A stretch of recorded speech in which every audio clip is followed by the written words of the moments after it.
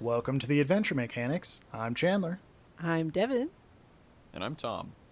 and today we'll be talking about probably our first mainline AAA series, or at least one entry in said series, Forza Horizon 4. For those that don't know what Forza Horizon is, it's an open world racing game set in England, right? Scotland is four is That's- set in Scotland. Yeah.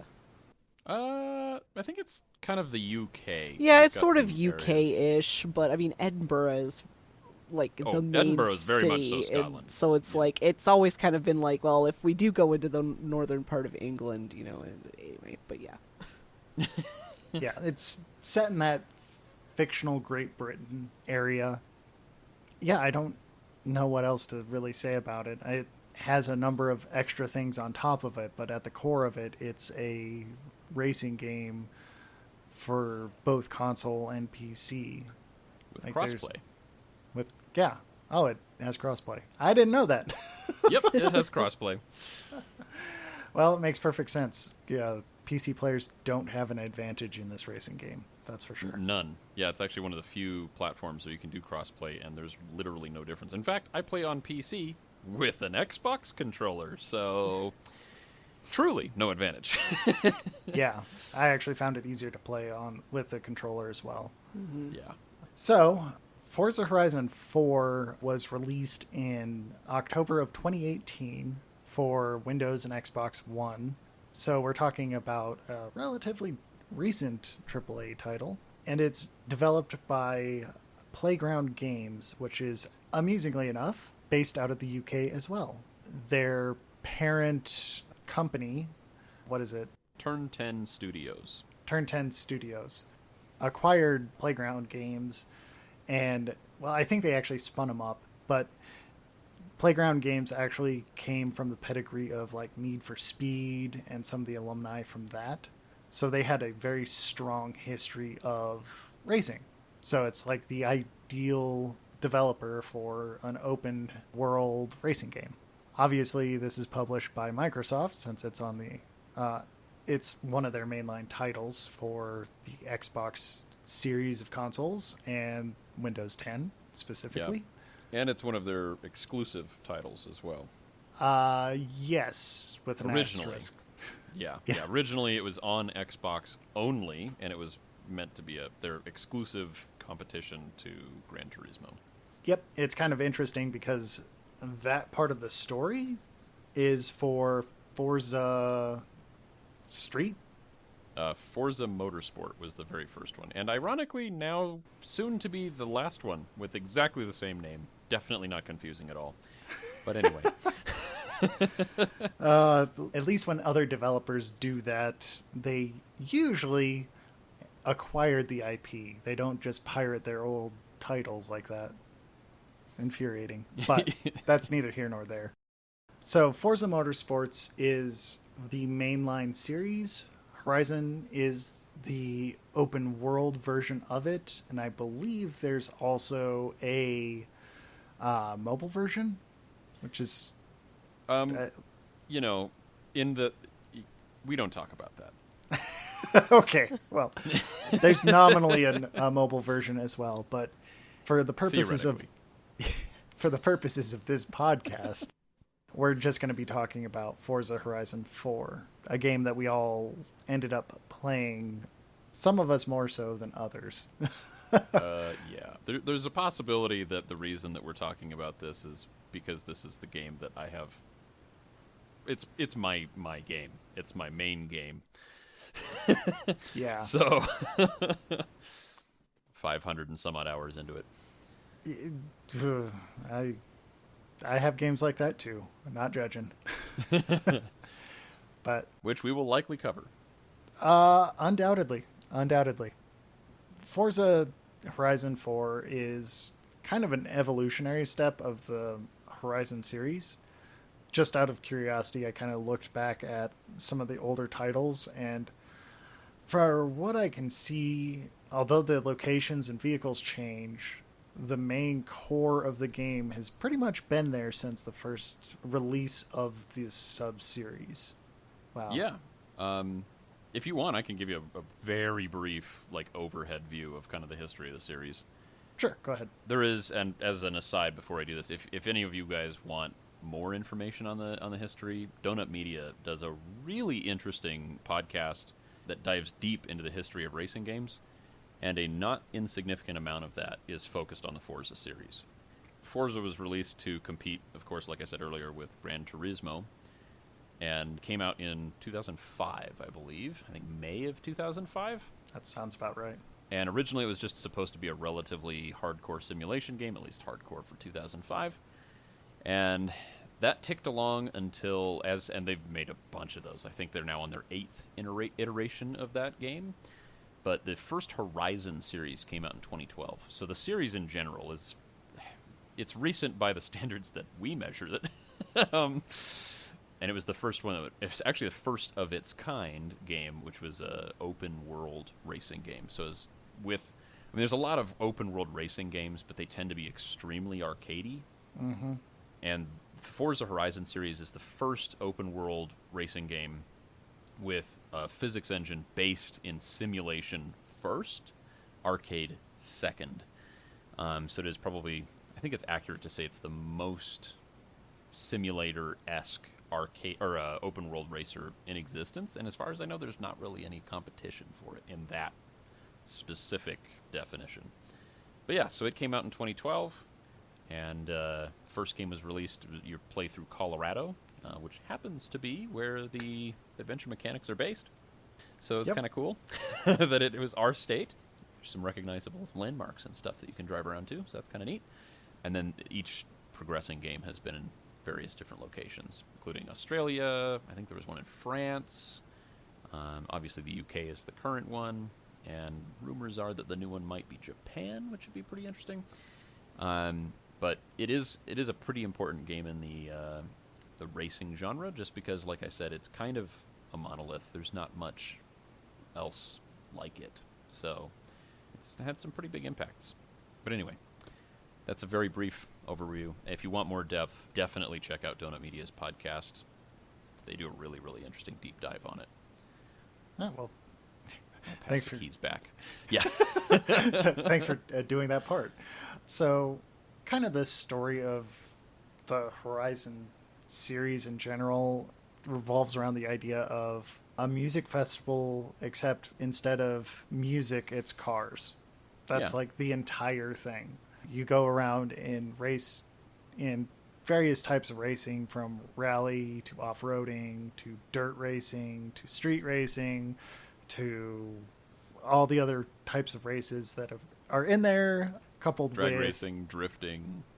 Yeah, there's a lot. Mm-hmm. Yeah, you're pretty spot on when you say it's a simulator, because like the first couple hours of playing this, I couldn't help but think of like Microsoft Flight Simulator, which is interesting, but it's got all the other things around this core of the game as well. But I'll talk about that in a little bit. But the kind of story, like there's not a whole lot of story to this. It's you've come to this festival to race, and you race.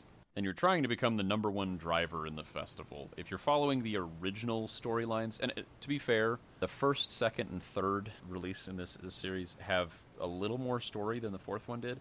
Not that it's that much or that deep or anything. I mean, literally, it's like, become the number one driver. Good job. But I think by the fourth release, they were kind of like, our completely paper-thin story is clearly not super important to the gameplay, so I won't say they dropped it, but they got very close. They didn't tell it to the voice actors, that's for fucking sure. Oh, there's so many voice actors in these games, so many, and they're good. Yeah. Yeah. Lots of love went into this. Yeah. Top tier voice acting. Just throwing that out right now. But so the last racing game that I played that was even remotely similar to this was an old Xbox original game called SRS, Street Racing Syndicate, which had a get to the top of the racing thing as well, but I'm glad that Forza has more respect for women than SRS did. Yeah. Yeah. SRS was aimed at male teenagers. Yep. And it sold decently well, if memory serves, to that demographic. SRS was like a knockoff Midnight Club, and it was more horny. Yeah. I will Yeah. say, SRS holds a special place in my heart because my moniker that I use on YouTube and all over all kinds of social media, which is Tamikaze, came from SRS. Oh, Because, I completely forgot about that. yep, I came up with Tamikaze in the basement, your basement in high school, because SRS had a mechanic where you could put, it had to be 7 digits, because it had to fit on a license plate, and that was your gamer name, and it would be on your license plate in your cars. And in fairness, up until recently in Forza, I just changed it like a month ago, but I've been using Tamikaze ever since, and still in Forza, my license plate on my car says Tamikaze, because nostalgia. But anyway. That's so funny. I literally just change it randomly when I feel like it. I don't know, you've been JC for a long time. Oh, no, the license plate. I've Oh, been the JC. license plate. Yeah, yours says car, which I love. Yeah. Yeah, I originally playing Forza, it gave you the option to make a custom plate and it just said Horizon on it. So I took off the HO and the ON and I just had Rice or Riz, RIZ on it. And I was just driving Japanese cars, which was poor taste, but I found amusing. And then I finally just changed it to car because realized this was a multiplayer game. And I don't want to offend other people with Yeah. a really stupid joke on a car. So And in fairness, if you're not a car person, which I would understand if you're listening to our podcast, Rice does tend to refer to Japanese cars, and so I suppose there is a bit of a racist component to it, but it really is not necessarily meant to be racist. A racer is, in the car community, someone who plasters enormous wings, huge decals, lots of lights, and all the hokey things on their car, and basically someone who has like a really tacky car is a racer. And these days it applies to, weirdly, Dodges more often than anything. In my experience, it has transcended its racist origin. that's kind of funny and problematic at the same time. Indeed. So I never actually had a consistent license plate on my car while playing this, besides car, because it's just one of those stupid humor jokes like, oh, which car is yours? The one that says car. Why? I don't know. It's just funny to me. I think it's funny. It prevents confusion. What are you driving? Car. Oh, thank God. I thought it was a motorcycle. Oh, don't tease me like that. So there's really not a huge amount of story in this game, and the kind of core of this game is a pretty solid racing game that has all of the quality of life improvements that you would expect from a mainline game like Forza. So I guess the question is, why would we want to talk about it? It's an incredibly polished game, and it has a decent soundtrack, which, your mileage may vary, but it's still a really well done soundtrack. Yep. Kind of goes along with the music festival thing they've got going on. Yeah, and it's really well polished throughout. I mean, with 100 contractors, to say nothing of the core team of this game, you expect a whole lot of polish, and they do not disappoint on that, let me tell you. Why do we want to talk about it? Well, that's mostly because of the other things they put on top of this. Because the core of the game really hasn't changed much, right? Like, Yeah, pretty much since Horizon, the first one released, the base core of the game is the same. You could go from Horizon 4 that's right now and jump all the way back to Horizon, and you would recognize a lot, and it would feel extremely similar. And part of that, I think, is because the first game really captured some magic. They bottled lightning. It is a great game, and they've just polished and polished and polished until that lightning was seen for miles. It's so shiny. It's grease lightning. Yeah. There you go. I like that. That's the one car reference that I'll actually be able to put into this. Aside from Tom being huge into this, the reason I wanted to talk about it was because of the arcadey and a little bit more insidious additions that they put into specifically Horizon 4. Because this is a pretty polished game, but you're not going to get somebody playing 500 hours in a racing game unless there's something else there or you have a lot of content. I mean, you can. I will say it's really easy to get a bunch of like really hardcore, like big time car guys, specifically people who are into driving, to play hundreds upon hundreds, if not thousands of hours into a basic racing game. But this does it in a different way. It's not what you would think. For the average player, you don't expect them to play 100 hours in this game. Yeah. Because, I had fun with SRS, and I put about 30 hours into that total. And I had fun with Horizon 4, and I have about 30 hours in it total, and I probably won't touch it much beyond this. So why is it interesting to me? Well, the interesting part about this is the other things that they put into it, which is the extra DLC, which, that war of consumer versus publisher has long since been lost in favor of the publisher. In Horizon 4, they have both the Lego and what do they call it? Fortune Island, which is Fortune Island, which are, from what I've seen, pretty solid additions to the game. Both of them totally. I think they're worth what you pay for them. They add a lot of gameplay and a lot more fun locations, and really did increase the replayability of the game. I don't find them to be offensive DLC, and I'm the kind of person who usually gets kind of annoyed with DLC. So, like, pay $3 for a different colored shirt. Yeah, no. Go to hell. You say that, but they also do have that obnoxious DLC in this game of, oh, here's 6 cars for $18. What? They tend to do packs, to be fair, they tend to do packs of around 6 to 8 cars, and they're usually about $5. Or you can, I think, 5 or 6. And then usually you can buy one car at a time for $1.99. But there's not much of that. I think if you added up all of the DLC cars, you'd have about 30 cars. And in a game of about 650 to 700 cars that you get with the game regardless, the ratio's not bad, actually. Not at all. They threw a few in there, but I haven't bought any of them. I don't really... All the cars they've released, I kind of don't care about. I don't use them. You say that, but I did take a look at those, and one of the car packs is the Top Gear car pack, which you probably ended up with when you purchased some deluxe version or something. Yeah. So they do have that in this game. If that bugs you, obviously bugs me too, but that's not the worst part of this game, at least to me. The biggest thing for me is the entire game is fully playable without buying that stuff. You won't miss out on much,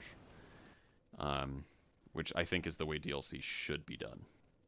It either needs to be a big expansion pack, which is what like Fortune Island and Lego are, or it needs to be like fluff that only a few people are going to care about and the rest of us probably won't. So it's not like they're putting their top tier cars behind a paywall. You can still play with the top X class, I think. You can get a car up to X class and play with that. And all of the fastest cars in the entire game, like the ones that are the most sought after, are included in the base game. Yeah. It's mostly like if you're a fanboy for a specific car, you can go buy one of the DLCs or something. But yeah. Which, in all honesty, if you're doing a simulation game, that's a reasonable ask. Yeah. Because they do put a lot of effort into those cars. Yeah. But some of the other things that they do are less good, I guess. So if you don't have the expansion packs of the Legos and the Fortune Island, every week or so. I haven't really been able to nail down how often, but at some regularity, they will show you an unskippable ad for it and then be like, hey, you have to acknowledge that you've seen this ad before we can let you play. Which, you Yeah. know, for a $60 game seems really annoying. It is. Pissed me off. That is, I fully agree with you on that. Yeah, $80 if you buy those packs, but you won't be seeing that in that case because you've already bought them. Why do they need to advertise to you?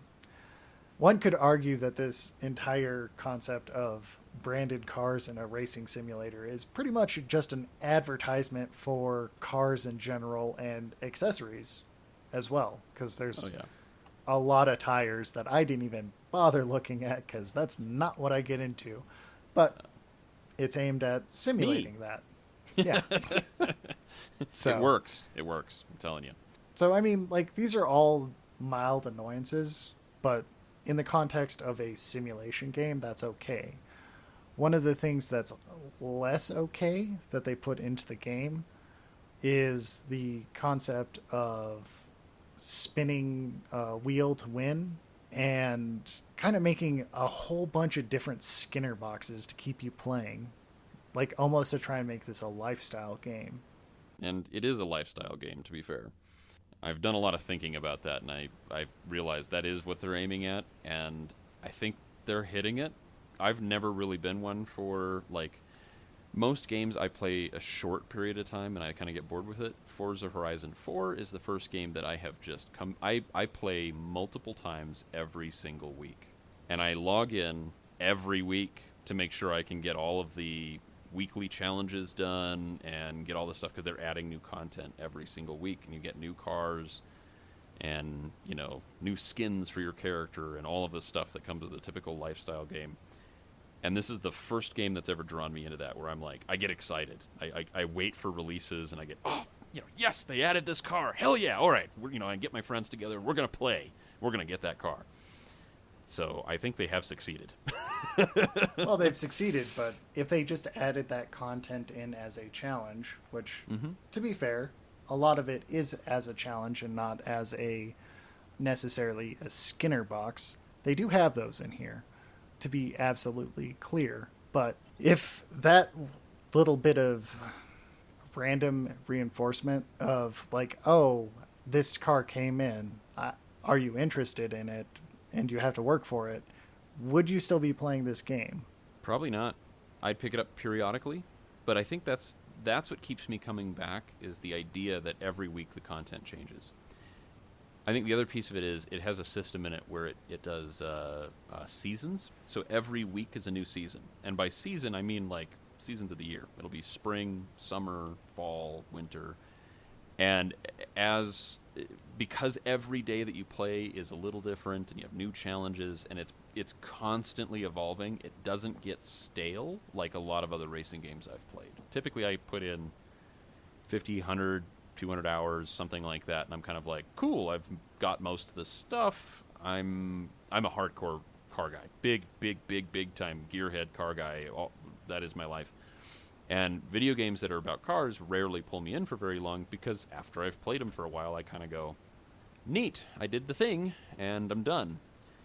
The fact that the devs of this game are constantly adding content, like literally every week there's new stuff, has made it a lifestyle game for me, where every single week I'm playing it. I'm committed every week to make sure I play enough to get through what they call the season playlist, or festival playlist, to make sure I get all the new content. So it's a method that works, and I will say that is new to Horizon 4. That is the one piece of innovation that they did do for this particular game. 1 through 3 did not have that. Once you played through the main storyline and got all the stuff, it just does the typical racing game thing. Dumps you into a world and says, hey, if you want to go hang out with your friends and race, have at, but we're kind of hands off at this point. So their method works. Oh, it does work, but one of the problems that I have with lifestyle games like this is with that random reinforcement and, in some ways, the dopamine hit of the wheel spins, which probably for you don't really mean anything, but that was they're like fully the meaningless.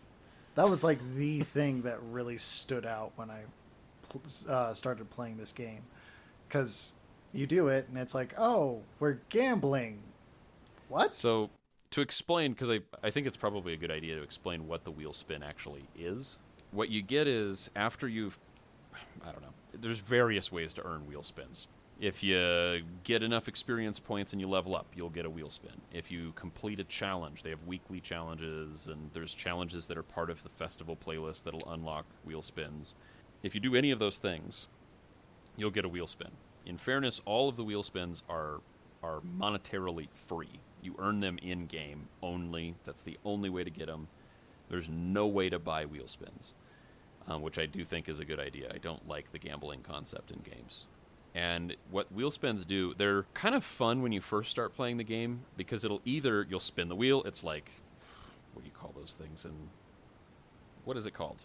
You pull the lever, it spins. Casino. A one-armed bandit? Slot machine. Sorry, slot machine. I'm like, why is this not coming to me? Anyway, I had to get you there somehow.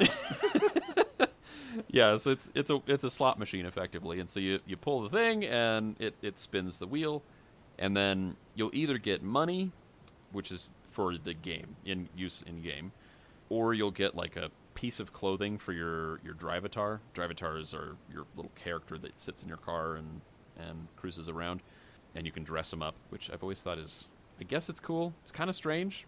As a car guy, I'm kind of like, I don't care, but either way, your mileage may vary. That's a direct appeal to more casual players. Absolutely, I would say that's true. But yes, you'll get some kind of clothing accessory, or you can get cars. When you first start playing, they're way more important, because sometimes you get really good cars, or like literally you can win 1 million in-game credits, which is game-changing in the beginning. So they get really exciting. I will say, after you've played the game, even a moderate amount, they begin to become meaningless. Money is meaningless very quickly into the game. The game, it throws money at you like it's not growing on trees, like it's a weed and they're trying to get rid of it. You drown in money in this game. And cars are thrown at you left and right. I think the main goal of the game is to just fill up your garage as quickly as possible.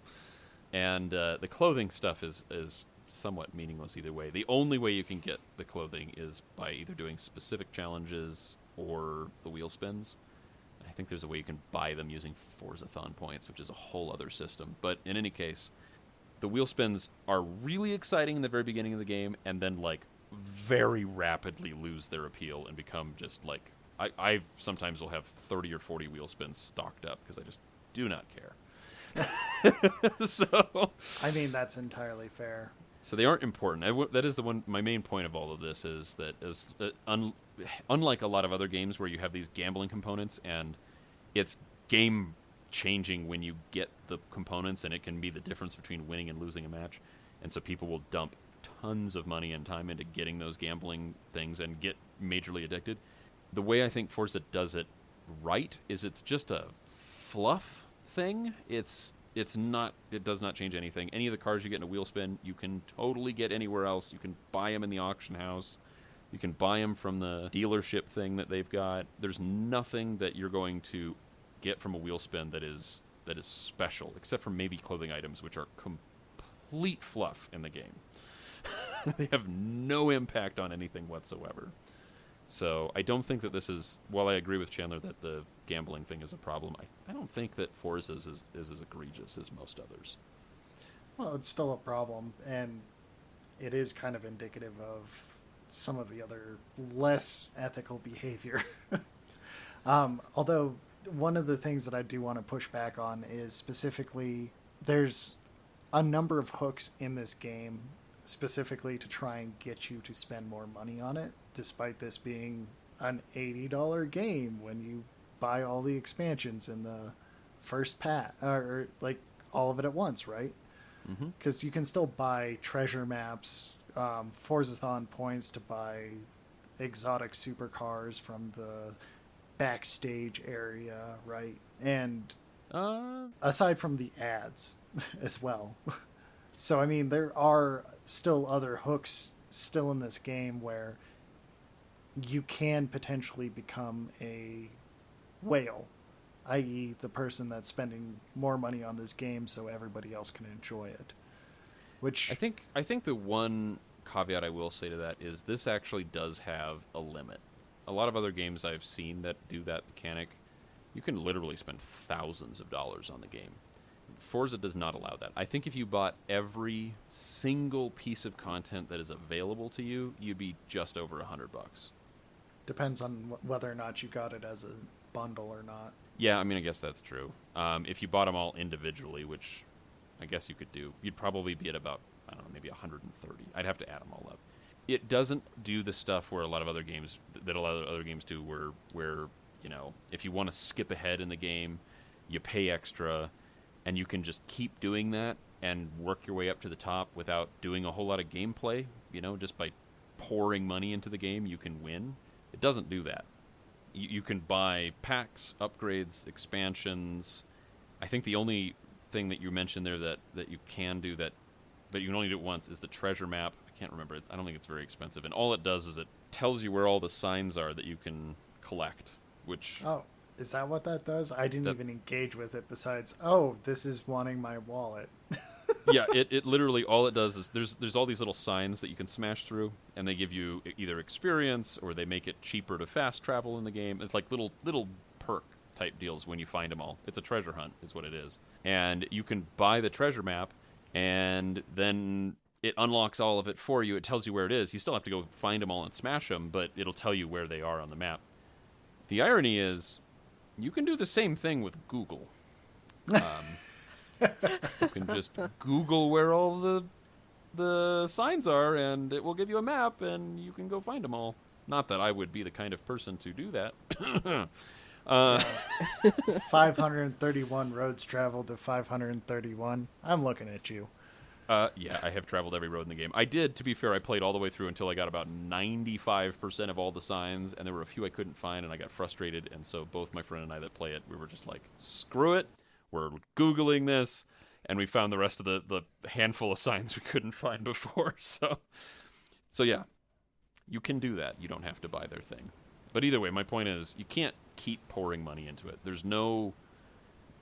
And to be fair, also when you're playing online and stuff, there's not... The people that have poured money into it and gotten a bunch of cars and stuff don't have any, like, real advantage over the people that haven't. There's nothing in the game that creates an advantage based on finances, which I appreciate. I kind of understand that in the AAA space, they're trying to just grab money from every corner of the room they can find it. Forza's no exception. They got to pay that entire development team plus the extra contractors just for the artwork.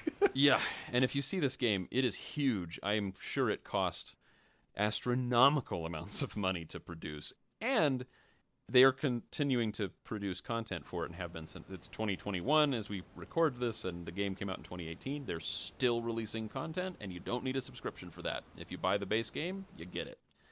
So this is also included in the Xbox Ultimate Game Pass or whatever they're calling it. Yes, so free if you have a trial. Yeah. The barrier is even lower if you already have that, but yeah, my point still stands. No, I don't disagree. And kind of to walk back my super hard push towards it being like just a callous money grab, this game isn't nearly as bad as pretty much any of the Ubisoft titles I've played lately. The most recent one being, what is it, Starlink, which is an absolutely adequate game marred to being almost unplayable by the additional mandatory DLC that they, or almost mandatory DLC they put into that game as well. Yeah, I can't stand stuff like that. That drives me bonkers. You know, game developers need to make money. It's a reality, but only when you're not taking advantage of your players, I think. If you snake somebody by making them buy a game and then going, oh, oops, we didn't tell you that you have to pay more in order to really play it, that is so shady in my book. I absolutely agree with that one. But they did put just enough in there, and the wheel spins coupled with quite literally arcadily showering you in all of this extras that just come around when you're trying to drive a damn car, like awards and all these points and all this flashiness. Oh yeah, the dopamine hit is real. And all of it kind of just left the impression of I'm driving in a Skinner box. For those that don't know what a Skinner box is, I should really explain that. A Skinner box is an idea in psychology where you use this box to test operant conditioning on either animals or people.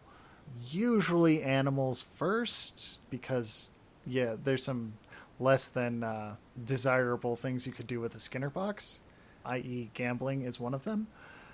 But the idea of a Skinner box is you give either random reinforcement or other behavioral encouragement to get either the player in this case or the animal in the case of the Skinner box to do what you want them to.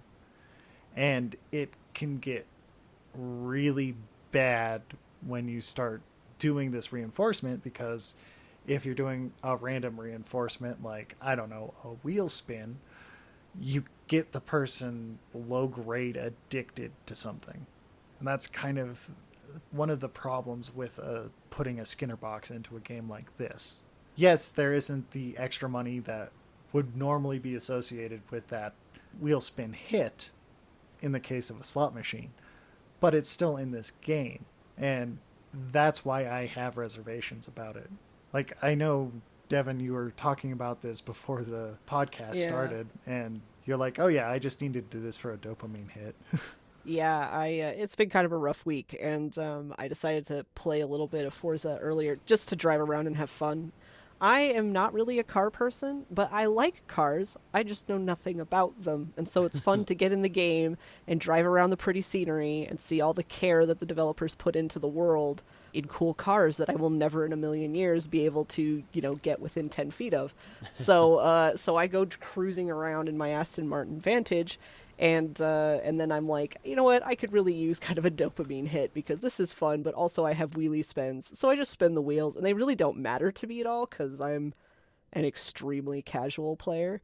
And like Tom said, like there's no like they just throw these things at you, like the more points you earn. So I don't feel like it's not really harming me, but it definitely is like, oh yeah, I just want to feel good, so I'm gonna go spin the wheel and win a thing. And it's like, oh cool, I got silver leggings for my Drivatar. Like, okay. Like, I got red flat shoes. Okay, ooh, biker boots. Neat. Ooh, this car, I don't remember what it was. If it was something Ferrari. And it's like, all right, cool. Like, and... But yeah, I definitely, like, approached it as, I'm having a rough day. I could just use that dopamine hit because I know that that's how that works. And, Yep. and it does. Because it was exciting, and for about a half an hour I was like, yeah, I feel a lot better now. Yeah. And I would agree, like the way Forza does it without having like that encouragement for you to pay real money for this sort of thing, like it's definitely not egregious in that sense, but still knowing all the tips and tricks and seeing that a system like the wheel spins in any other game, like that would be monetized to hell. That would just be loot boxes on a wheel, Mm-hmm. So I appreciate that they don't do that and that they do make it very arcadey, where it's like you've already paid in, you just get to have fun and collect all the bits and baubles and just drive around and have a good time. Like, I appreciate that, but I also look at it and go, yeah, I know how this works. I know Oh what yeah. this is for. This is to keep you coming back. Like, even if you're not paying in money to it or something else, you're still putting in your time, you're still coming back to the game to get a little bit of a arcadey fun hit. I think I think the other thing it does is it makes you play longer. Because what Yeah. you'll do is, and I think that's the main purpose of it, because you'll be Yeah. cruising around, and I've done this. I can't even tell you how many times I've done this. My friend and I will get the things we were trying to accomplish that day done in the game, and then I'll Hmm. check my festival playlist, and I'll be like, oh, I've got a challenge. I have to crash through 10 garbage pails, and I can get a wheel spin. Hmm. And so I'll go hunt down some garbage pails and crash through them, and just to get the challenge done when I was ready to shut the game off. Yeah, And then definitely. and then I'll spin the wheel, and I'll be like, "Oh, I just won a new car. Oh, cool. I got to try it." And Yeah, so then yeah, I'll go drive it yeah. around, and I need to play dress up with my avatar. If you're one of those kinds of people who wants to do that, you yeah, know. or you can be me and just put him in the shortest of shorts that are pink glitter and some polka dot flats with little red bows on them, and make him do ballet with a Viking hat on, because Why not? I don't I care mean, about my why not? Drivatar at all, so why not make him look as ridiculous as possible? And So, then when your Drivatar inevitably beats somebody and does that ridiculous ballet dance, you're teabagging them and you're not even there. It's great. yeah, exactly. Oh man. And that's kind of the reason I wanted to bring it up, because although yes, this is a relatively benign version of the Hmm. Skinner box, it's still at the end of the day is Skinner box, and I do want to make sure that if you play games, you are aware of that. Yeah. Yeah. Like, it's fine if a Skinner box is what you do: push button, get food. Awesome. Push button, get dopamine. Awesome. Just be aware that you're doing it. Yeah. And that's kind of why I wanted to talk about Forza, because watching you play it before we decided to actually talk about this game, Yeah. all I was seeing was Skinner box, because it was like, oh, I'm just driving here and this thing is constantly throwing points at me up at the top saying, oh, look at you, you did such a good job, and all of this And so Skinner what, boxing. It just, oh. to clarify Yeah. also what Chandler's talking about, there's a counter that pops up on the screen every time you do something cool. If you slide the car, it gives you points. If you do a burnout, it gives you points. If you pass a car, it gives you points. If you crash through something, it gives you points. If you, I mean, what you It's basically realize, all the time. yeah, what you realize very quickly into playing the game is that if you move the car, you will get points. Just drive car, get points. It is Yep. so easy to get points that it is Yeah. completely and utterly meaningless. But yeah, perhaps I suppose there are probably a few people that get really excited when they see all the points that they're getting. For me, it lasted all of about 30 seconds, and I went, wait, so even if I crash into walls and slam into my opponents and just drive like a complete and utter derp, I still get points? Yep. Yeah. And the answer is yes. Yeah. In fact, the Yeah. more derpy you are, the odds are good you'll get better points. When you drive nicely, you usually don't get as many points. That's true. I can speak to that because I'm terrible at driving in this game. I just like am incapable in these super fancy cars, and it's just like, yeah, but I'm still getting tons of points, so it can't be too bad, right? Which I think is the purpose of it. I think you're supposed to, if you're a super casual gamer who's not good at Yeah. driving, you can drive in the game and it's constantly rewarding you. It's like, yeah. Yeah. It's like constant encouragement. Good job. Keep going. Yeah. Yeah. And it makes Yeah, you feel yeah. good. Yeah. It definitely comes across that way to me, where it's like, I really don't think I should have gotten any points from driving from point A to point B, because boy, did I like go off the road like 4 times. I accidentally like ran into somebody, just some random traffic on the road. I jumped the median. I like all of these things. It's like I'm going down the highway at like 200 miles an hour, and I can't control the car, and it still gave me all of these points and was like, "Good job, you got here." Pat Yeah. on the back, which feels good. Like it still feels good, because it's not like, because I feel like if it were the opposite, it'd be like, well, I would have bounced really quick, because it's just like, well, the accessibility here is just way too high for me, so I'm just not gonna. So it's kind of nice where it's like, yeah, even if you suck, we're gonna pat you on the back and tell you good job. Like, it's okay. You know, you could still have fun even if you can't drive a video game car to drive, to save your life. You know? Which I think is the point. A lot of the racing games I've played in the past, Mhm. you're absolutely on the money when you say that most of them have a really high cost Mhm. of play. You Mhm. have to be into this stuff in order to pick it up. Mhm. And there's a weird jump in the car racing game world where you have the super arcade racers, the midnight clubs, of racing. I loved that game so much. Oh, who doesn't? Midnight Club was great, but it was not a Never simulator. played it. No. It was a lot of fun, but it had absolutely nothing to do with reality. Yeah. So you have those games that are kind of your gateway games. They get you into playing racing games, and you're like, this is fun, I'm enjoying this. And without Forza Horizon, I would argue that what happens is if you really enjoy a game that's super arcadey like Midnight Club or something similar, and then you try to jump into a sim racer, and the one that immediately jumps to mind, like if you really like racing games, then like iRacing, or there's what else? My brain is completely like Assetto Corsa, something like that, a serious racing game. You're going to be like underwater drowning, because those games, I mean, it's the equivalent of jumping out of an airplane in Grand Theft Auto 5 and then jumping out of a real airplane. Yeah. Yeah. Yeah. They have Yeah. nothing to do with each other. And you are going to be totally in over your head if you try to jump from GTA 5 to real life. Yeah. Yeah. And so what I think Horizon 4 does really well is it introduces you to simulation physics. And it says, okay, this isn't totally a simulator. It's reality adjacent. Reality adjacent. It's just a Yes. simulation enough. I mean, it's easy to drive, and the game holds your hand in so many ways to make it really simple. And even if you totally suck, like you said, it pats you on the back the whole time, and it says, good job, here's all these points, and oh, here's a free car, and oh boy, are you doing such a great job. Yeah, just go drive around some more. It's totally fine. There's so many things to do. Like just go.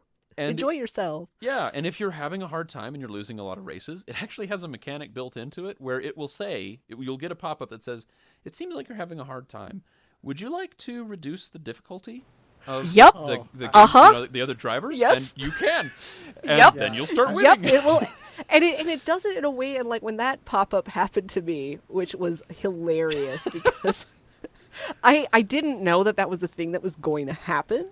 But when it happened, I was like, well, of course. But it didn't, like, I was expecting it to come across really judgy, like, you're having a hard time, but it kind of didn't. And, like, as someone who's, like, very sensitive to that kind of thing, even from a video game, like, an inanimate object, more or less, you know, really sensitive to that sort of thing, like, I was like, oh, this was, like, really gentle. It's like, it just was really like, you know what, we want you to have fun, and we're not sure you're having fun. If you are, totally fine. Disregard this message, but you can turn the difficulty down, like, as opposed to some other games when they give you the same message, like, looks like you're struggling, maybe you should turn the difficulty down. It feels kind of judgy. Wow. Like, you it wasn't suck. judgy. Yeah, exactly. It's like, maybe you should consider turning the difficulty down. You failed a lot. It's like, oh my god. Yeah. But no, like, Forza was really gentle about it. Just like, you know, you can turn the difficulty down, and maybe that'll help. But, Yeah. you know, it's totally okay. You don't have to do that. And Yeah. and the difficulty level that it'll drop to is to the point where the car will actually drive itself around the turns and brake for you Yep. and accelerate for you. It'll basically play itself. Yeah, and you could turn on those options at any time in the settings. Like, Yeah. I was impressed by the level of accessibility options in the game. And- It was mind-boggling. I was like, wait, they will basically, like, you can turn it where, like, it will just turn for you. Like, you don't ever have to turn. Like, Yep. wow, that's neat. And it'll pat you on the back the whole time until you're doing a good job. I will Yeah, say, and it's like, it is it's the totally fine. most- There's no shame in needing the computer to turn the car for you, you know? Yeah, it is the most positive, upbeat game you'll ever play. And Yeah. I think that maybe that is the main purpose of all the wheel spins and everything else, because there's not like a monetary reason for them to hook you and get you playing it regularly beyond like buying the expansion packs and stuff. But it's not like there's a monthly subscription. There's nothing that, like, they don't gain anything from someone who has played 50 hours versus someone who's played 500. Mm-hmm. I'm sure there's a lot of people that buy all the expansion packs and play 50 hours and they're done. And I'm also totally confident that there are a lot of people, because I was one of them until very recently, that puts in 500 hours and has none of the expansion packs. I think until I hit about 400 hours, I had nothing but the absolute base game.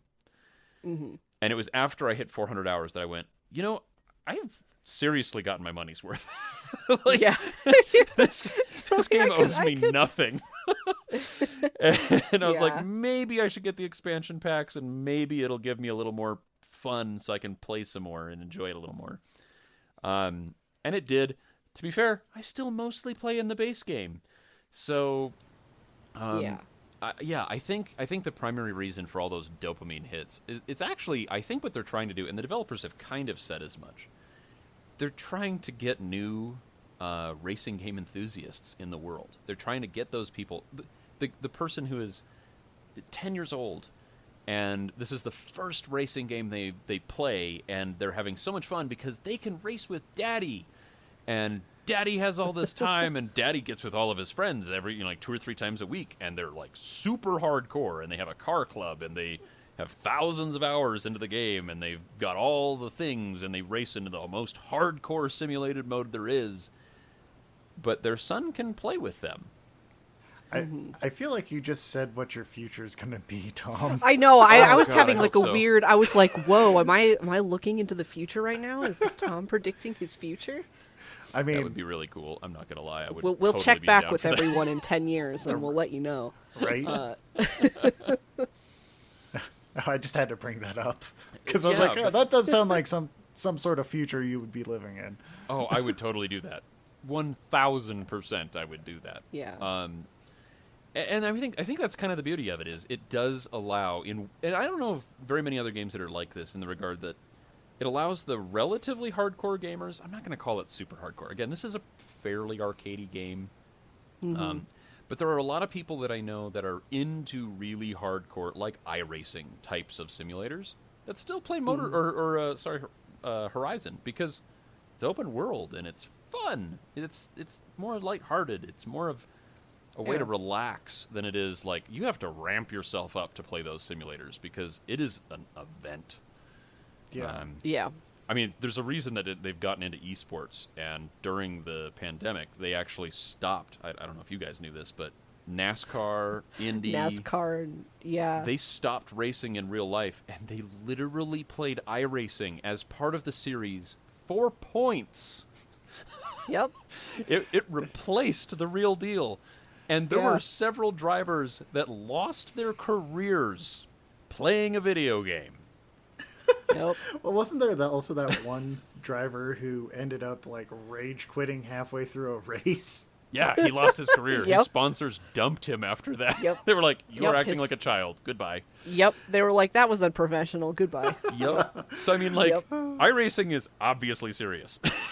Like, Yeah. you can't play iRacing to chill after work. It's the wrong environment. Yeah. Horizon is that environment. It's where you can go and not really care if you're the fastest driver, but just go and have a good time. Yeah. You come in 10th place. It's fine. Yeah, It's the whatever. game you totally know. rewards you. You get last place, and the game's like, "Congratulations, you suck." Yeah. Well, it's more like, "Congratulations, you finished the race." And Right. It's like, "Yeah, I finished the race." You can Yeah. literally come in last place, and it will give you points, and it will give Yep. you money, and it will Yep. there's this excited fanfare that plays, and Yep. you're like, it's I don't know. It was kind of a surreal experience like the first little while I played, because I was like, I don't understand, why is it being so nice when I'm clearly so bad, and I'm abusing these poor cars that they're putting me in. Like, I can't drive straight. I go off the rail. I've got to rewind a lot because I can't turn. Like, what is going on? But then after a while, it was like, you know what? I actually don't mind that it's being so nice to me. Like, it feels good. Like, yeah. Yeah. I'm bad, and the game isn't punishing me for being bad. You know, I'm okay with that. That's that's a new experience for me. Usually games are kind of like, well, you're just bad. I'm sorry. Well, and Like, it's Yeah. Go particularly play something else. it's particularly unique in a style of game that is inherently competitive. Racing is all about being the best, and if you're not the best, then you need to work on being the best. And this game completely flies in the face of that. It doesn't care. You will have Yeah. a ball getting in last place. Yeah. It won't matter. And not even you get timed out because you suck so hard, and it's like, yay, look at these people on the podium, and look who's still getting stuff at the end. It's like, You know? Which I kind of Yeah. enjoy. I've been into cars for a long time. I love racing. I want to go to a real track with my actual car and take it around the track. I'm fairly competitive, but I've never been I've never been one of those people that like works my butt off to become the best. I'm more of I want to work my butt off to be part of a group. And so this game kind of fits my mojo a little bit better because I don't care about having the fastest car. I just want to be out with my Yeah. friends who all have fast cars and just go have fun.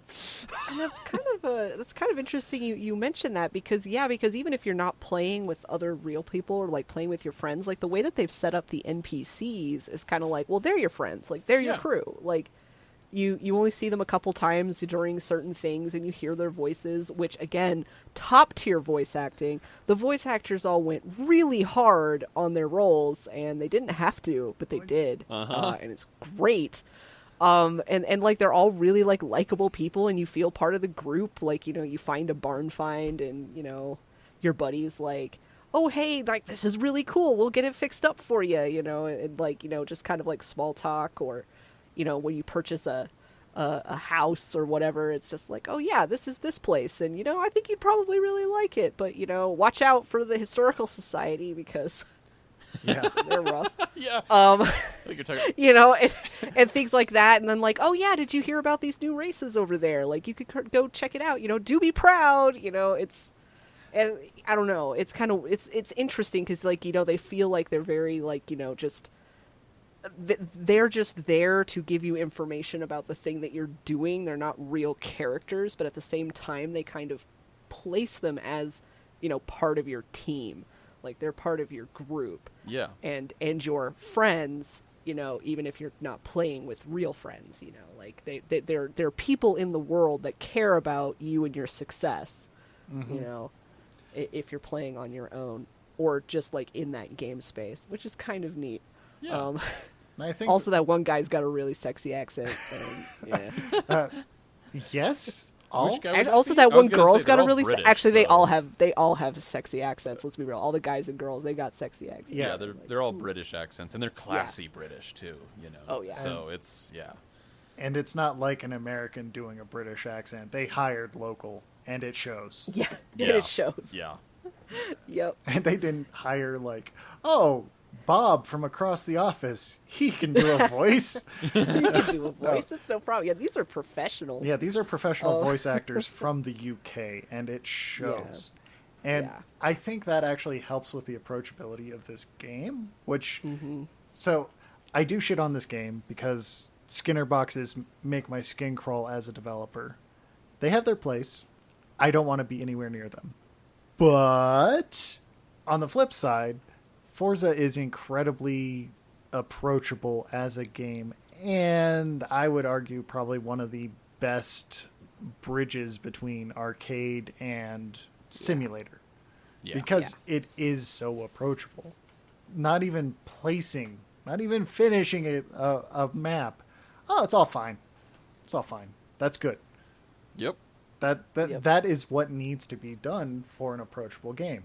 And it's not just that. Like, if a casual scrub like me comes into this game and wants to race with Tom, who has all the cars, Yeah. we can still do that.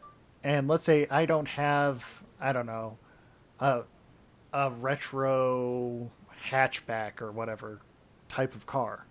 Well, you could just borrow your buddies. Thumbs up. That Yep. makes it ever more approachable. Unless your buddy tuned the car to be undrivable. Yeah. But that's a different topic. Because it actually does do that balancing act of keeping it friendly and approachable for new people, Yeah. but still have enough there to keep the hardcore players playing. I think is the no small best feat. yeah, it really is. And the best example of this, just to give you the like incredible breadth of coverage that this game has. Like we already said, it will basically drive the car for you on the bottom scale and give you a bunch of completely and utterly inept never even seen a car in their life drivers to compete against. Or on the higher end, where my buddy and I like to play, you have to use a clutch to change gears. You can change the tire pressure in all the tires. You can change all the gear ratios in your gearbox, how your differential engages and disengages, all of the alignment, camber, caster, toe, spring rates, damper settings. I mean, like, seriously nerdy stuff. How much blinker fluid is in your left blinker versus right? Right. Yep. Like, super nuanced, like, really getting into the weeds level of detail. And it has a good physics engine. It's running on the Forza Motorsport. It's basically a dumbed-down Forza Motorsport engine. So it does things like it simulates the shape of your tires while you're driving the car. Which is super cool. Yes. You can feel it when you're going into a turn. Like, when you first initiate your turn, you can feel the rubber. And I don't know how they do this in a way that you can feel it. You're holding a controller. Yeah. You can feel it. But you can feel it. You can, and every car handles differently. Oh yeah, can fundamentally. confirm. As someone who does not know car but like car, like I can tell you, like yeah, like every car fundamentally handles differently, and you can. It's really cool. How do they do that? Right. It's to the point that, like, my buddy and I have built our own vehicles, the cars that we like, our project cars that we play with on the weekends in the game. And we've tried to make them as close to reality as we can possibly get. And we've done some experimentation to see, like, okay, does it drive kind of similar? I mean, obviously it's a video game versus reality. It's not going to be the same, but it's shockingly close. My tires hook up in real life at around the same speed that they hook up in the game. And so now my buddies and I tend to speculate on upgrades for our real live cars by doing the upgrades in the game, driving the car, playing with it, changing spring rates, doing all the stuff that we're thinking about doing to our real cars, and going, I didn't actually like the way it handled after I did this upgrade. Maybe I should try this other setup. Oh, wow, that's actually better. And then we go spend money on our real cars based on what we learned in Forza. That's getting pretty real. Yeah. It's wild. Yeah. I don't know. It's just like, oh wow, like I think it was that first time when you were playing it, we were watching you stream it, Tom, and I can't remember what were you driving the Warthog from Halo? Like it was something with big tires, and that was where I noticed because I was watching the screen and I was like, wait, he just took that turn and the tires deformed. They're changing their shape, and I was just like staring at it, and like Tom and Chandler just talking about whatever, and I'm like hyper focused on the tires, and I went, hey, do they simulate the force on the tires because the tires are changing? I'm watching them.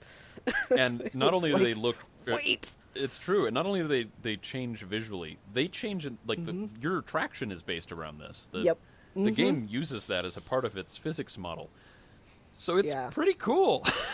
It's really neat. I don't know, like I'm kind of nerdy about that stuff, and that's like really cool that they can do that. And then when you're holding a controller, that you somehow feel that happening.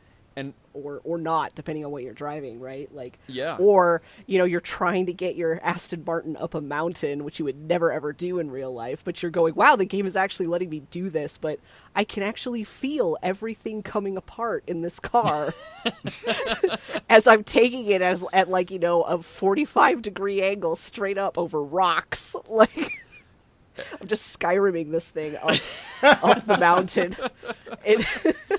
It's a really interesting dichotomy of like lots and lots of simulation aspects with just the biggest sandbox to go fuck around in that you've ever seen. Yeah, a bunch of like arcadey nonsense that you're like this you would never get this far in real life, but wow, it's letting me do it, so let's see what happens. You can spend 10 hours dialing in your car for a specific track. And then you can take that car and jump it off of the top of a mountain. Yep. Yeah, just, jump it off the top of the mountain while Zadok the Priest is playing in the background on your classical radio station. Hell yeah. Oh, And and I say that as a person who totally would roll up in a Jaguar Mark II blasting Vivaldi's Gloria in Excelsis Deo, but, you know. You are. Oh. If anyone gets that reference, please let me know, because nobody's going to get that reference. it went right over my head. Yeah, Mine too, and I was in orchestra with you, so So I noticed neither of you were talking about when you actually land the vehicle right between the two safe spots to land on that rock where you just high center it, and in reality Yep. it would cause the car to fold, wheels Yeah. Yep. touching. and this is Yeah. where the super hyper realistic physics engine goes. Nope. Yep. Everything is fine. The car everything's is fine. and somehow you end up getting traction, and you drive away from that. Yeah, or you Nothing just happened. stand there rocking back and forth going, uh-oh. And Then they back came to catch. reality. You rewind reality, and then you realize you can't rewind far enough to keep this from happening.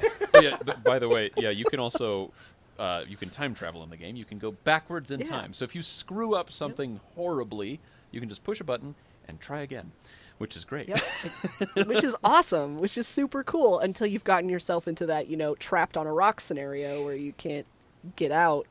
Or Also, I also like when you jump off of something with your car and then it lands on the ground and you hear this like bone-shattering metallic crunching noise, and every bone in my body goes Ouch. and the damage. but the car model, still goes and it's fine. Yeah, the damage It's model like, goes "We far got enough to this." like knock your rearview mirrors off. Yeah. But nothing else. It's like, well, your mirrors couldn't survive that crash, but everything else is completely fine. I crashed, flipped 3 times in the air, and then landed on my tires. And I was just like, no! But okay, I'm going to drive away into this field of sheep. Bah! Sheep. Sheep that are really fast, suspiciously fast, almost like You can't hit they them. So are accelerate to the chickens. point where you can't hit them. Yeah. Yeah, so are chickens.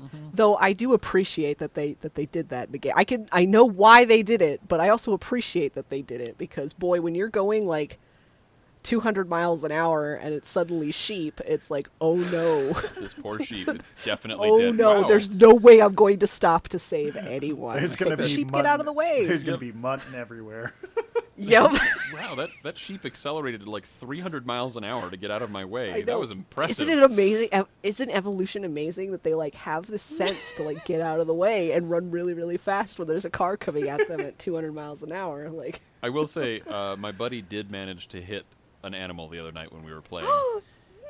And the game did not, because you're not supposed to be able to. So the game just did not Yeah. know how to handle that, and it like slowed his car down. The animal just ran off, but it like kind of like the game kind of stuttered a little bit. It was like, oh crap, that wasn't like, supposed to like happen. it had collision. Yeah. Like it had collision, but it wasn't sure what to do Yeah. because there's no information there. It's just like, okay, whatever. Yep, it basically just slowed him down briefly, and the animal ran off, and he was just kind of like, well, that kind of screwed up my race, but kind of interesting that I finally managed to hit an animal. Like, Wow, yeah.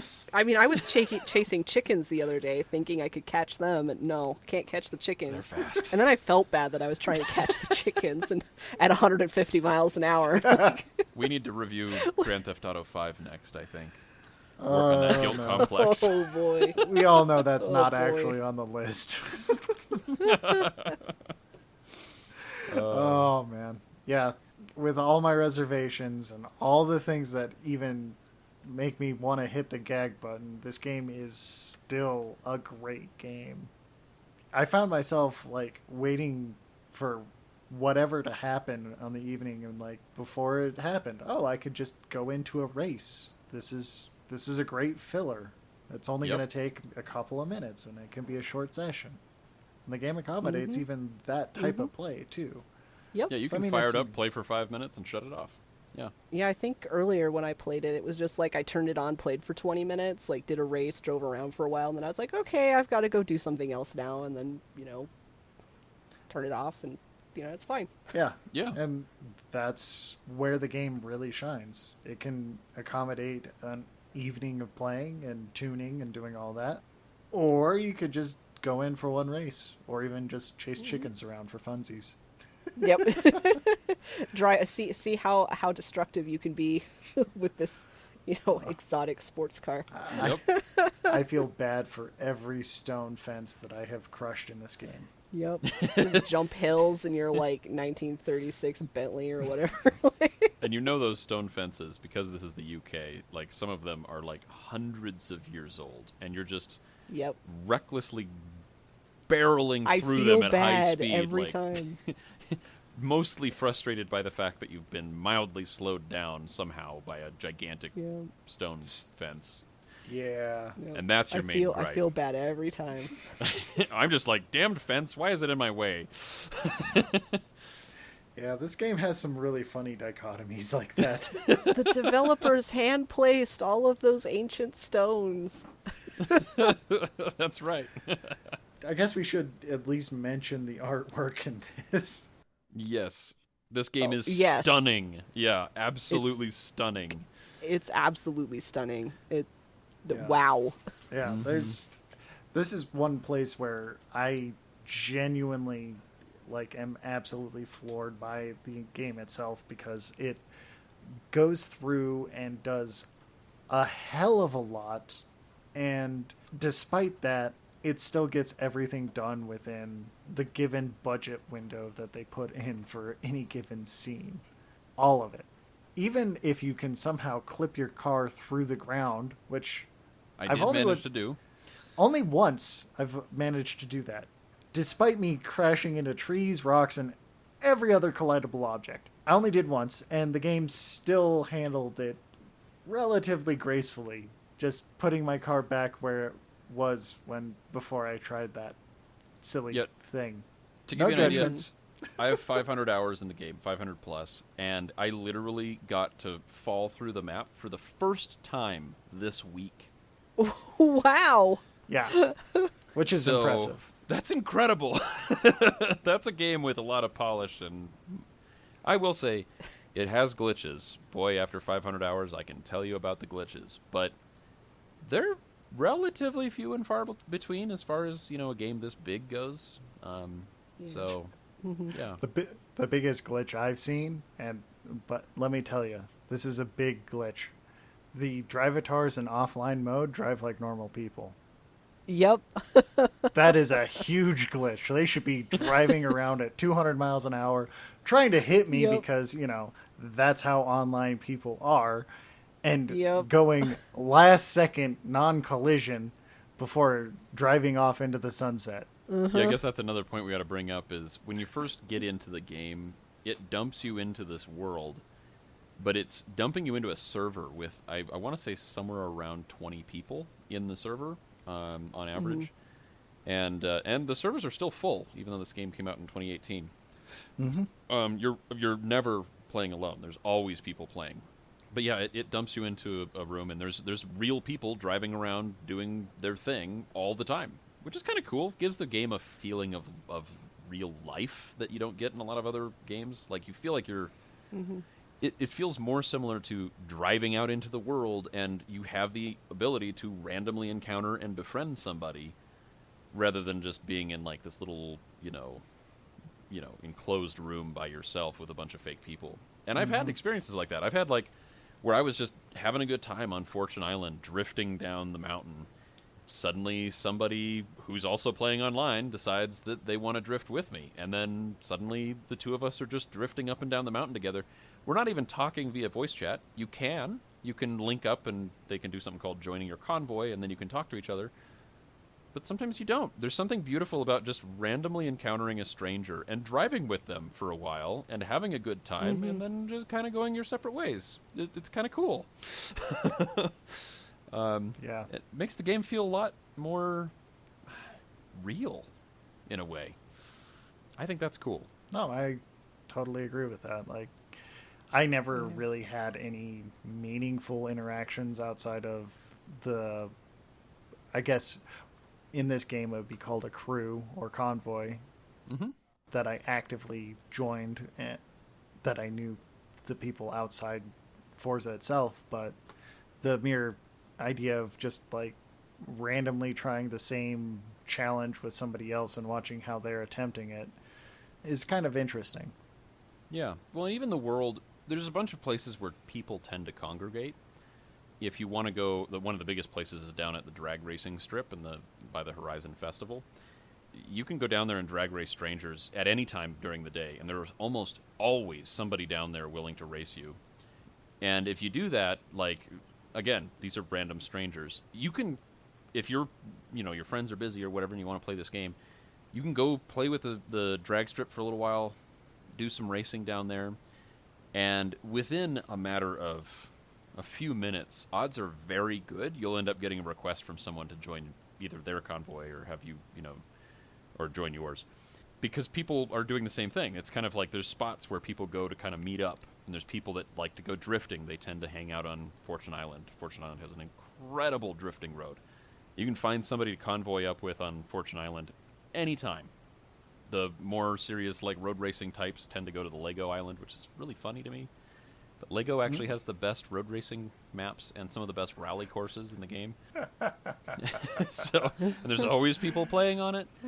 And drag racing is really big in the main game. But yeah, you can always find somebody to go play with. And again, it kind of helps with the car community is a community.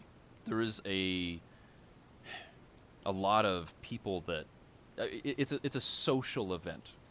Most people don't build cars for themselves, to be perfectly honest. Most people build cars to share.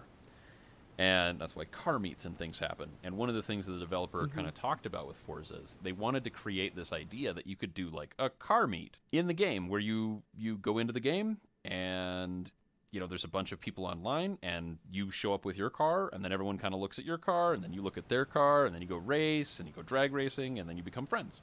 And that totally happens. So that's cool that they can kind of do that. It's again, I think it kind of goes along with the, like, it's a competitive game. But I've never gotten the impression from the game that it's like all about winning. This is more about finding community, which is cool. Mm-hmm.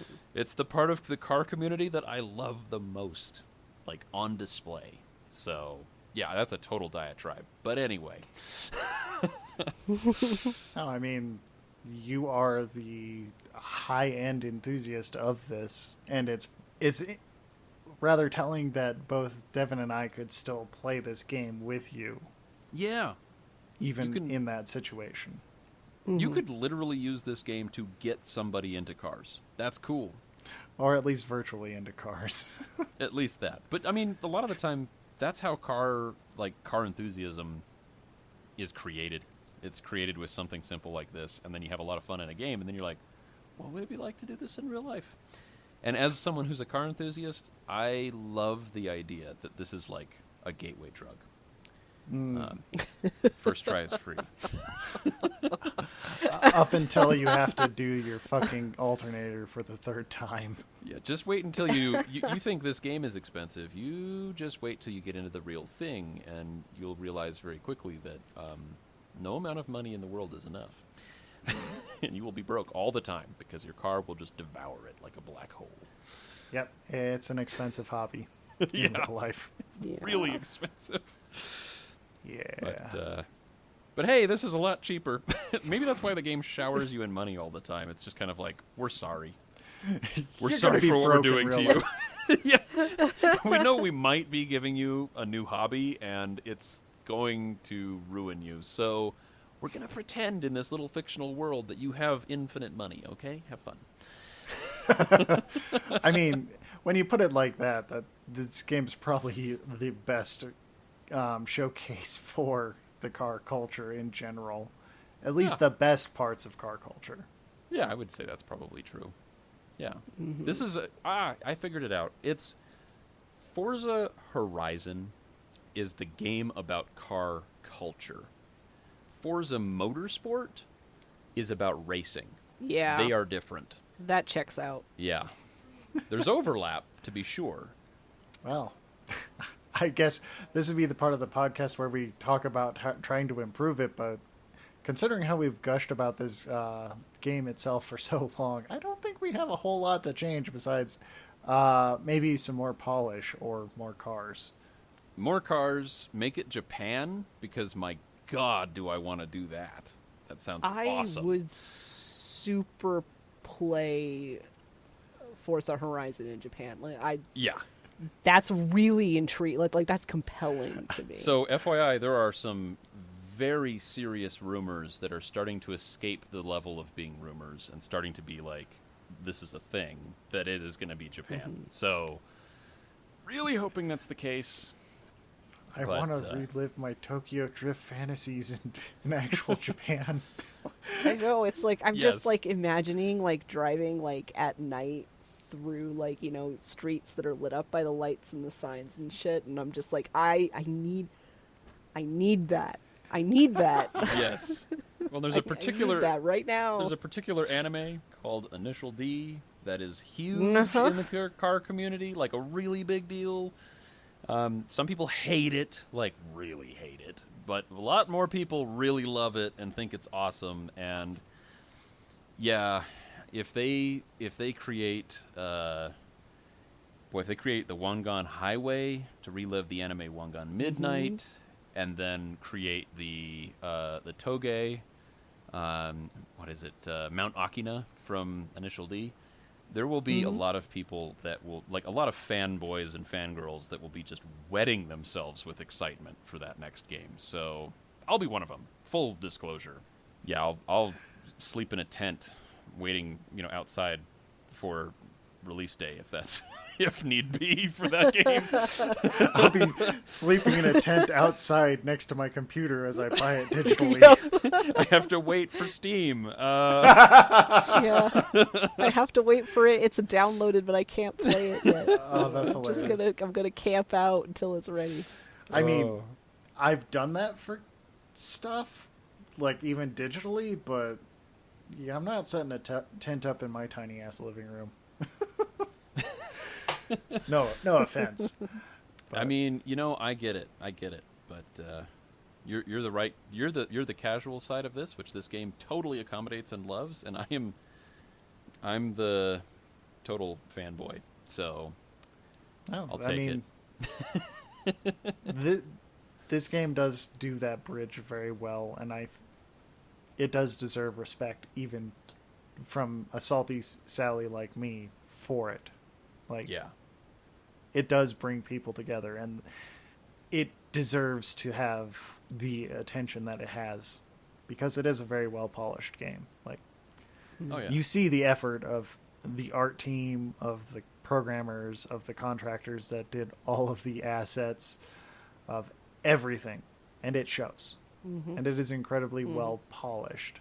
Now, for a casual like me, this doesn't really feel hugely different from like the core racing components of SRS, kind of bringing that back, but that's what the community wants. Yeah. So, Well, and to be fair, I don't think there's even a possibility for real innovation in the racing world at this point, because any real innovation that you would get would mean escaping from reality almost entirely. When the goal is to make it realistic, and then you make a game that's pretty realistic, it's hard to innovate from there. Your innovations are going to be incremental.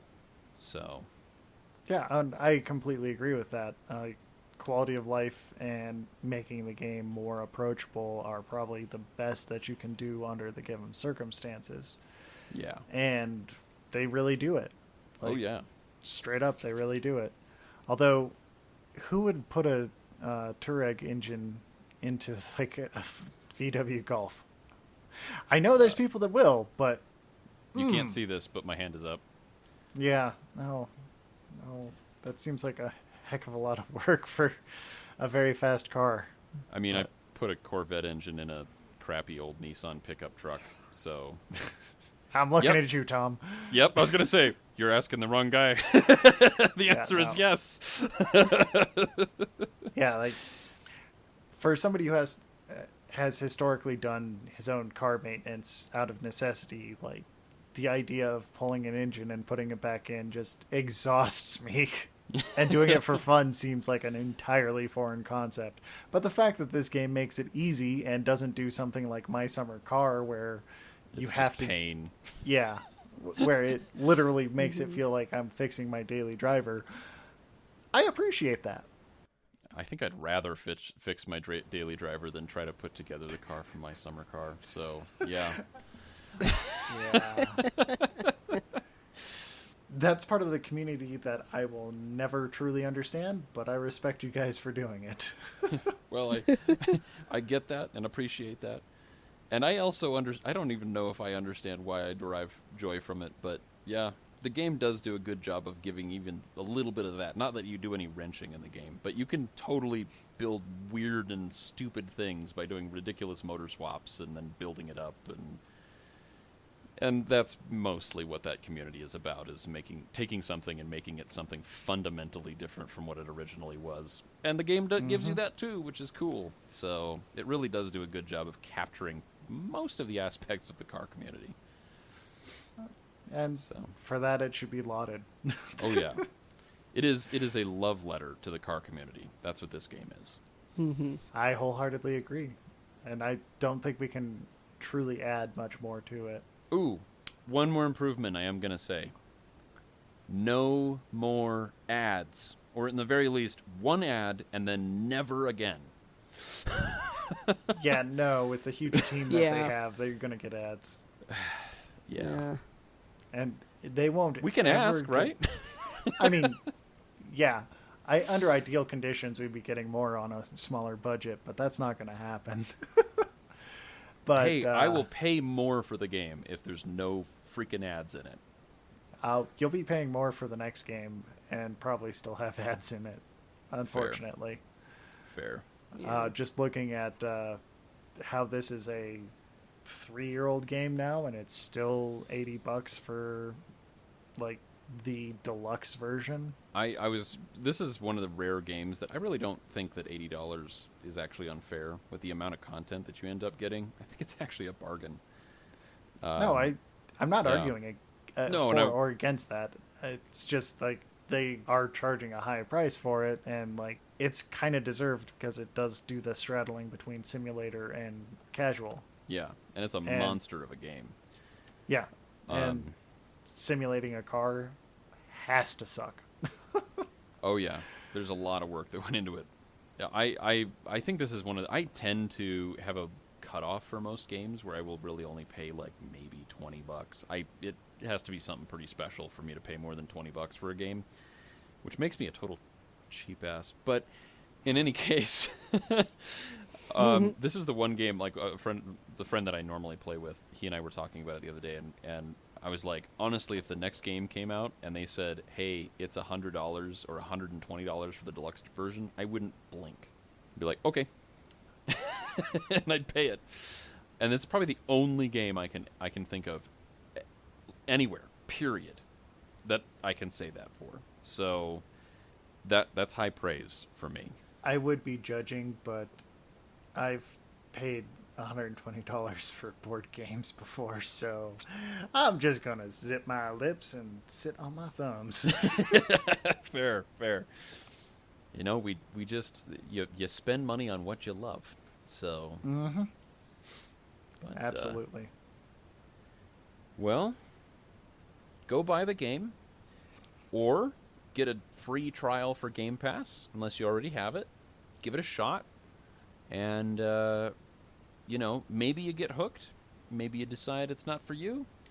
Pretty much worst case scenario is you kind of have a fluff game that is just sort of like a big old comfortable blanket that you can go screw around in for a while and feel good afterwards. I don't see very many people playing this game and walking away angry. So give it a shot. You say that, but I've seen some pretty salty comments about the Drivatars. Okay, actually, yeah. Well, when you start actually caring about winning, and then a Drivatar cuts you off, runs you off the road, and then somehow skips a flag, like doesn't go through the flag, and yet is still allowed to drive off, even though you're not allowed to do that, yes, you will say some very salty words. There's another improvement. Fix the freaking Drivatars. Make it so that they use the same physics that you do, because when you hit the Drivatars, it's like hitting a brick wall. When they hit you, it's like a football being kicked. That sucks. I don't like being the football. So there's another improvement for you, turn 10. I mean, worst case scenario, you are usually the foot and not the football. Because you do careen all the other vehicles off the road Except Well, Drivatars. I was gonna say, when you're not in a race actively, yeah, you're totally the foot, not the football. But when you're in the race, you're the football. You're definitely the football. You're just not using the Drivatars right. You're supposed to use them as bumpers to get around corners. Yeah. Or Oh, maybe that's just the way I drive. that's, hey, I do that too. I mean, after you get punted off of the track enough times, you start going, you know what? Payback's a bitch. You owe me. Oh man, yeah. No, I wholeheartedly agree with that. Okay. Any other thoughts on this game? Oh, lots, but we don't have time. Okay. Any other thoughts you want to bring up on this game? Let me specify. No. No, I think we covered what I had to say. Okay. Well, let's do some pluggables. I'm remembering this time. Whoa. Where can they find you, Devin? You can find me on Twitter and Instagram, and I occasionally stream on Twitch, and it's at Lady Merowith. The spelling is down in the doobly-doo. Ooh. Yay, we have a doobly-doo. And how about you, Tom? I am on most social media platforms going to be under the name Tomakaze, as I mentioned earlier, and that's Tomakze, spelled wrong, so it'll fit on an SRS license plate. Woo! Because woo 2004. That mystery is solved. I think 2004, that sounds about right. But anyway, I have a YouTube channel under the same name where you can see said pickup truck that has a Corvette engine that I've built myself, among a few other things. I'm also on Instagram, do a lot of car audio boxes and stuff, since that's what I do for a living. And very rarely use Twitter. I'm mostly a lurker. But Instagram and YouTube are my main things, and they're both under the same name. So come check me out, please.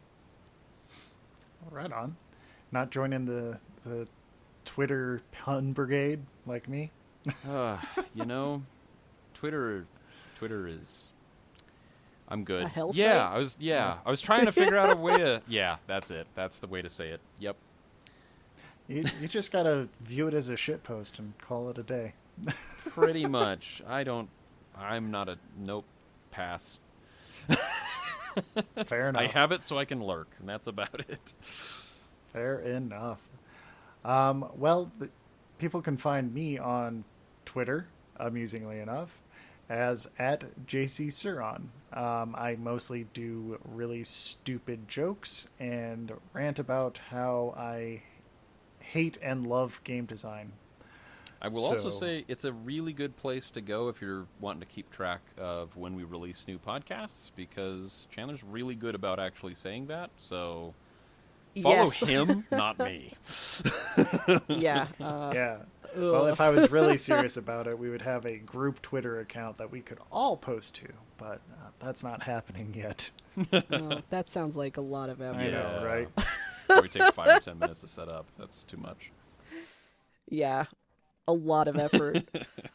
This has been the Adventure Mechanics. I'm Chandler, I'm Devin. And I'm the biggest fanboy in the room, Tom. and we'll talk to you next time. Bye.